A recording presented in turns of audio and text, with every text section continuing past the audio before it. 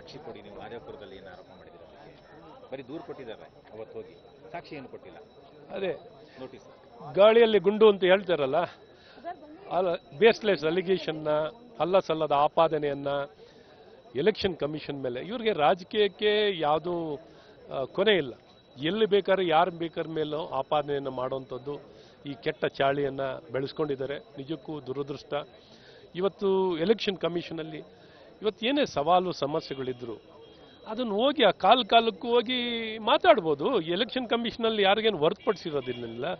ಇವ್ರಿಗೆ ಇನ್ನೂ ಎಲೆಕ್ಷನ್ ಬಗ್ಗೆ ಏನೇ ತಪ್ಪುಗಳಾಗಿದ್ರೆ 45 ದಿನ ಮುಂಚೆ ಏನೇ ಕಾನೂನಲ್ಲಿ ತಪ್ಪಾಗಲಿ, ಎಲೆಕ್ಷನಲ್ಲಿ ತಪ್ಪಾದರೂ 45 ದಿನದಲ್ಲಿ ಅವಧಿಯಲ್ಲಿ ಕಂಪ್ಲೇಂಟನ್ನು ಫೈಲ್ ಮಾಡಲಿಕ್ಕೆ ಅವಕಾಶ ಇದೆ. ಇದು ಯಾವುದು ಮಾಡಲಿಲ್ಲ. ಇವತ್ತು ಏಕಾಏಕಿ ಬನ್ನಿ, ಈಗಲಾರು ಬನ್ನಿ, ನಿಮ್ಮ ಆಪಾದನೆಯನ್ನು ಸಾಬೀತುಪಡಿಸಿ ಡಾಕ್ಯುಮೆಂಟ್ಸ್ಗಳು ಕೊಡಿ, ಅದಕ್ಕೆ ಬೇಕಾಗಿರುವಂಥ ಸಬೂತನ್ನು ಕೊಡಿ ಅಂದರೆ ಕೊಡದೆ ಓಡೋಗೋರು ಯಾರು ಇವತ್ತು ಕಾಂಗ್ರೆಸ್ ನಾಯಕರು? ರಾಹುಲ್ ಗಾಂಧಿಯವರು ನಾನೇ ಯಾಕೆ ಹೋಗಲಿ?